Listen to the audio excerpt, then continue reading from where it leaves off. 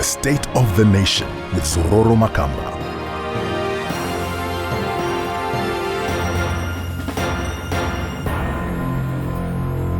Over the years, if you asked a Zimbabwean what they're most proud of about their country, they could tell you this: Victoria Falls, Oliver Mtukudzi, and one other thing, our education system. This has been a source of pride for many years. But we need to ask, is this enough?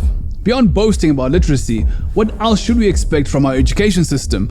How can we build on this? And what's the state of our school system right now? Let's talk about it on this week's State of the Nation. We are literate. We are educated. Takadzidza. How many times have we heard this before? It's something we've been told for many years. And yes, a lot of it is true, but some of it isn't. 97%. That is our literacy rate according to Zimstat. UNESCO says our literacy is about 90%. Whatever the number is, yes, we're some of the most literate people on the continent. Of that we're sure, but here's one thing we're not too sure about. What have we done with the literacy? Did we turn it into the skills that we really need? It's one thing having a high literacy rate, but it's another thing making that literacy count. And this is what we want to take a closer look at on this episode. Zimbabwe now has a new school curriculum. Why? Well, this is what the government said about the change. The old curriculum, which was largely knowledge-based, was no longer responding to the needs of industry and was out of sync with global trends. Now, before this, the curriculum hadn't been updated in decades. It was now irrelevant. So what does the new curriculum do? It tries to give students more skills, less bookish theory, more modern practical knowledge. The government calls it Education 5.0, an education with 5 missions: teaching, research, community service, innovation, and industrialization. Those are the big ideas. So kids now learn stuff like ICT, agriculture, and science at an earlier stage in school. This is why even some ECD kids are bringing science homework from school. If you're a parent right now, you know this struggle. Homework is getting harder. Come on, admit it. It's getting harder to help your kid with homework without using Google. Kids are now also learning more about Zimbabwe's heritage. There's a lot of noise when the curriculum started in 2017. There were even marches against it. That's what happens when change happens. Some thought maybe there wasn't enough consultation. For rural schools, subjects like ICT are hard. It's kind of hard learning about computers without electricity, or without the computers. Well, this is what we think needs to be sorted. There are 2 big things we need to see change. First, let's get the basics right. We need better schools. And number 2, let's build on our skills. But first, let's get the basics right. Our education system was once the envy of many countries. People came from all over the region to learn here. But right now, we aren't doing too good. Here's some really tough facts. 20,400. That's the number of pupils who dropped out of primary school in 2018. This is according to a report by the government and the UN. So there's a danger that we will have a generation that's not only unemployed, but also unemployable. That should scare us a lot. Here's another number, 87. This is the number of rural schools that had a 0% pass rate in grade 7 in 2019. Yes, 0. All the kids in these 87 schools failed. Our schools are in bad shape. Some don't even have enough school teachers. Many of them don't even have classrooms. For a country that prides itself on education, this is a big shame. So what are the solutions? Well, we need to invest more. It starts with the budget itself. In the 2020 budget, the Ministry of Finance allocated 8 billion to education. Now that's more than the 3 billion allocated to defense and the 2.8 billion given to home affairs. This is a good start. We need more of this.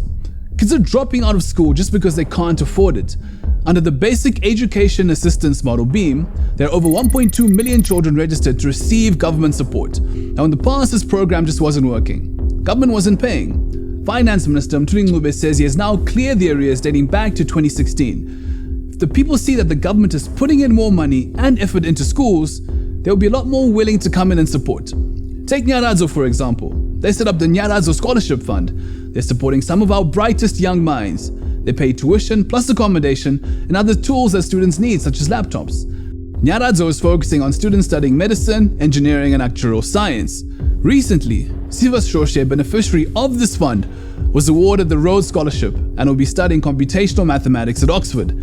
We need more of this from other private players. It makes a big difference. Now, Zimbabwe also needs more school infrastructure. The government now has a $20 million arrangement with the OPEC Fund for International Development. 70 schools are being built under this program. the Infrastructure Development Bank of Zimbabwe has floated a tender for the construction of new facilities at the country's universities. Do we even have enough teachers? We all talk about the need to cut back on our civil service, but the reality is we have a shortage of teachers. So the government is recruiting 5,000 new teachers. Many of these are in maths and science. These are the basics. Now let's talk about the skills. Here is something that should make you think. In 2018, the government did a survey into our skills. It's not a good picture. Now get this, the National Critical Skills Audit found that the literacy rate is over 90%, but skills availability is just 38%. Yes, Zimbabweans, this may hurt your pride, but it's the truth. We are highly literate, but poorly skilled. We're obsessed with PhDs. Everybody wants to be a doctor this, doctor that.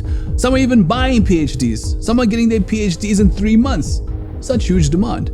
Yeah, okay, PhDs are great, but we need to be just as obsessed about creating skills. Do we have the skills to survive in the modern world? Our education system is drilling kids just to pass exams and nothing more. And this is why it's been important to fix the curriculum, from ECD right up to university. How do we fix this?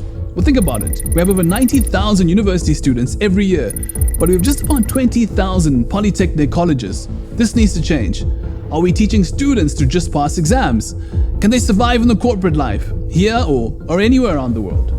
Here's one way of solving this. The government is pairing universities with companies and industries. They're building incubation hubs.